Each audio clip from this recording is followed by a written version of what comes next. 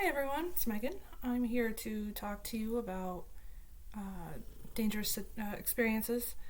Um, Now, I am a very careful person. I try to calculate my every move to ensure that I am not putting myself or anybody else in danger. Um, However, it's just everyday life is dangerous. Even just going to the grocery store, anytime you get into a car, there's the possibility of an accident. Um, Going to the store, there's always the possibility of somebody following you or kidnapping you before reaching your car or sneaking into your car. I mean, I watched a lot of movies, and I do listen to a lot of true crime podcasts. That is something that I'm very interested in. Um, I don't know why I'm so interested in it. It's just captures my attention, and I try to learn things from listening to these or watching these documentaries on what not to do. Um, so safety in numbers, just self defense moves and whatnot.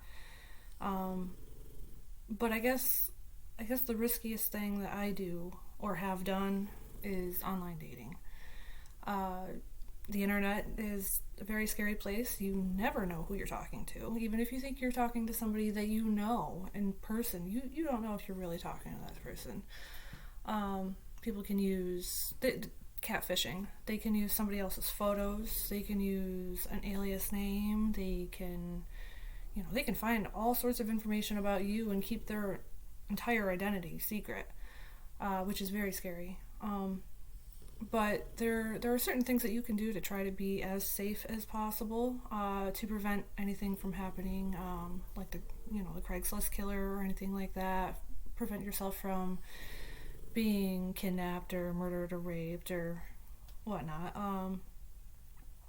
I guess one thing that I do is I try to talk to the person for a couple days, a couple weeks, or however long until I feel comfortable trying to meet them.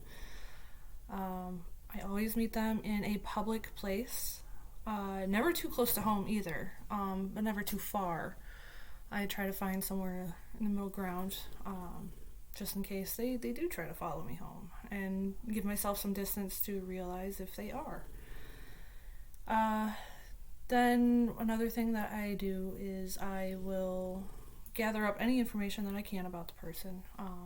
I will show the roommates or friends and tell them, hey, I've been talking to this person. This is their name that they gave me. These are the photos. This is, I try to find out what kind of car they're driving so I know A, what to look out for when I go to meet them. And B, also, if anything were to happen, they can give out the make and model of the car and a description of the person that I was supposed to meet up with. Now, even with all of this information, there's the possibility that they gave me all false information, come up from behind me or whatever. But being in a public setting is really important, to help prevent that. Security cameras, eyewitnesses. People get kind of spooked when it comes to things like that. Um, But another thing is I have gotten lucky because I wasn't always so safe about it. There have only been a couple times where I wasn't so cautious, but I did take caution. A couple times where I did not meet in a public setting, and I should have, but I got lucky. They weren't creeps. They didn't do anything to me. And I always told a friend where I was, the address, who they said they were, their photos, and I would even share my location with them so they could see where I was at all times. Or I would text them and check in with them. I would call them, let them know when I'm on my way home. And if I ever felt kind of scared or freaked out by somebody, I would make up an excuse and leave.